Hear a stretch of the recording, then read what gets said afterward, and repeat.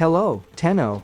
After playing Warframe for over 600 hours, I thought of making a video of some of the frames that I enjoyed playing while leveling. I know they may not be the best or be part in the current meta, or that some may not be the best for Steel Path, but I enjoyed playing them nonetheless, so in no particular order here they are. Rhino. Literally my second frame ever. He is a heavily armored Warframe that can tank almost everything. He boasts high survivability with his Iron Skin ability, good damage buff to him, and allies with Roar and crowd control with Rhino Stomp. Rhino's main blueprint can be purchased from the market. Rhino's component blueprints are obtained from defeating Jackal on Fossa, Venus. With this frame, you can finish the normal star chart with ease, as nothing will be able to kill you.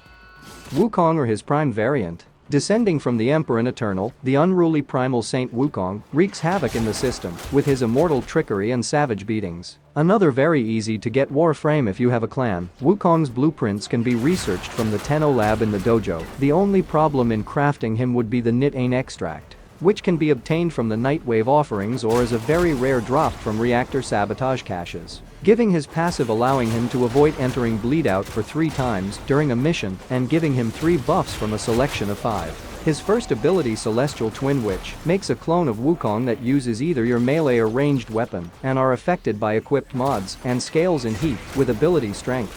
His second ability, Cloud Walker, which makes him invisible, is one of the best for stealth missions like Spy. The third ability, Defy, where he and his twin become invulnerable and capture all damage and deal it back. Plus after this, they receive bonus armor based on damage captured during this time. And his last ability, Primal Fury, where he summons his staff for him and the Celestial Twin, which grant him a new melee weapon, which can be modded separately and scales from both installed mods and ability strength. All this make him a very powerful frame and one of the most popular frame in the game. Revenant. Ravaged by sentient energy, wreathed with eldritch eidolon essence, the blighted sovereign Revenant subjugates foes through his affliction.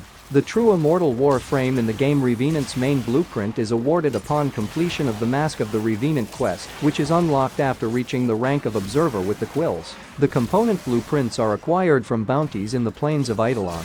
Building at least 2 different components is required to advance through the quest. His first ability, Enthrall, convert a target into a zealous thrall. Thralls turn on their allies and enthrall through damage. On death, they disintegrate into a damaging pillar of energy. The thrall horde remains under Revenant's spell until this ability runs out.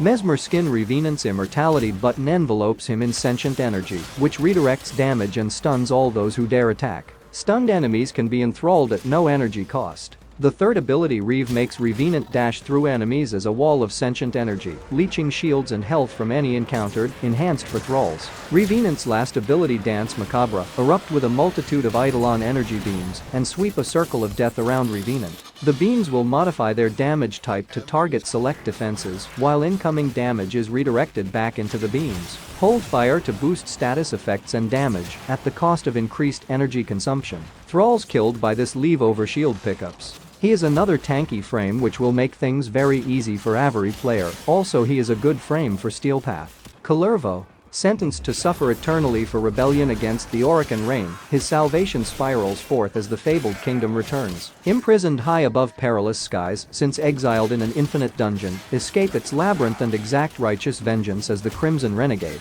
Cervo's main and component blueprints are purchased from Acrithis for Cervo's Bane. The main blueprint requires 15 Banes, while the parts require 9, to a total of 42 Cervo's Banes. Banes are obtained from defeating the Cervo boss and completion of the spiral in Duviri. He will appear on the island Cervo's Hold, which only spawns during anger, sorrow, and fear spirals. Cervo's first ability, Wrathful Advance, charges a heavy attack, then teleports to his target and strikes. His rage-filled focus temporarily increases his melee critical chance. The second ability, Recompense, surrounds Cervo with daggers. Each dagger that strikes an enemy restores his health, but each dagger that misses an enemy strikes Cervo, dealing a bit of damage. When Cervo has max health, he receives overguard from struck enemies. With his third ability, Collective Curse, Cervo sends forth a curse that binds enemies. When a cursed enemy takes damage from him, every other cursed enemy also suffers a portion of that damage. The fourth ability Storm of Ukko Kullervo spawns a storm of daggers that rain down upon his enemies. This frame is built around the melee combo system of Warframe. His second, third and fourth abilities all increase the combo counter, and his first consumes it.